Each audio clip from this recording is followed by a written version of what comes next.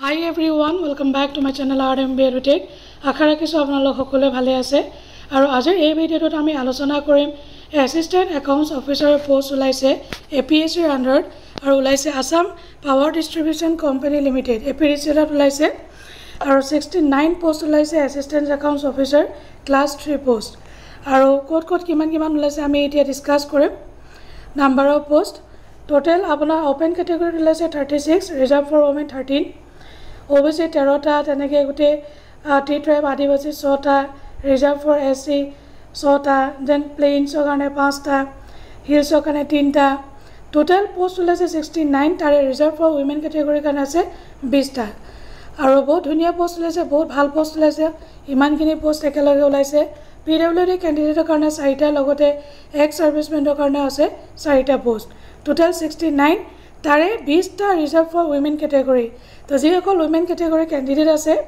তেওঁলোকে একদম এপ্লাই কৰক কোনো কাৰণতে এই পোষ্ট আপোনালোকে হাতৰ পৰা যাবলৈ নিদিব পে স্কেল আছে 25000 পৰা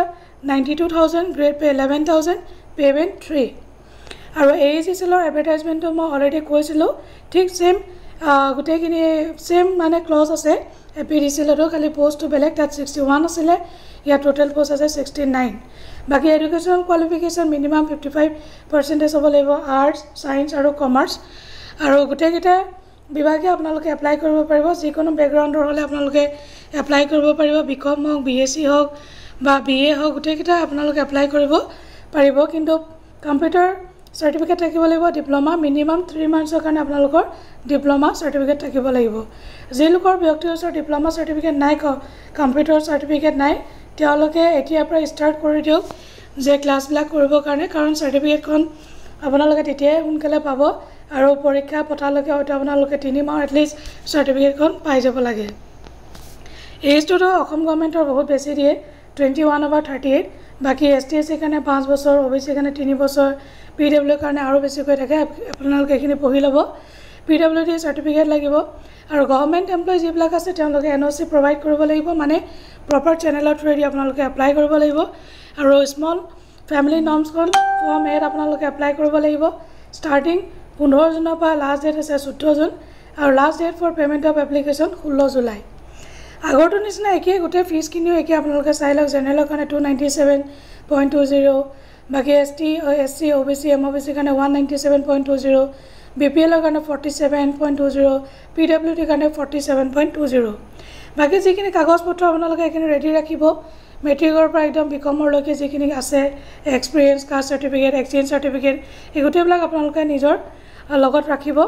আৰু পইণ্টছ টু বি নোট কি তেওঁলোকে দিছে পইণ্টছ টু নোট কি আপোনালোকে এপ্লাই কৰা আগতে এবাৰ পঢ়ি ল'ব আৰু মেইন কথাটো হ'ল যে তেওঁলোকে চেণ্টাৰ ক'ত দিছে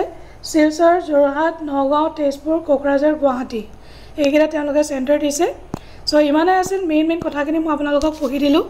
গোটেই এডভাৰটাইজমেন্টটো আপোনালোকে ডাউনলোড কৰিব পাৰিব এপিএসসি সাইটত গৈ ৰিক্ৰুটমেন্টত এপিএসসিত গৈ সাইটত গৈ ৰিক্ৰুটমেন্টত আপোনালোকে এডভাৰটাইজখিনি দেখা পাব আৰু যদি ভিডিঅ'টো আপোনালোকে ভাল পাইছে নিশ্চয় এটা লাইক কৰি দিব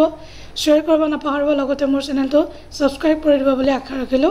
thank you so much bye bye take care আৰু মোৰ নেক্সট ভিডিঅ'ত মই আপোনালোকক জনাম যে সিলেবাস কি আৰু কি সিলেবাস থাকিব কি পঢ়িব লাগিব কেনেকৈ পঢ়িব লাগিব ক'ৰ পৰা পঢ়িব লাগিব আৰু লগতে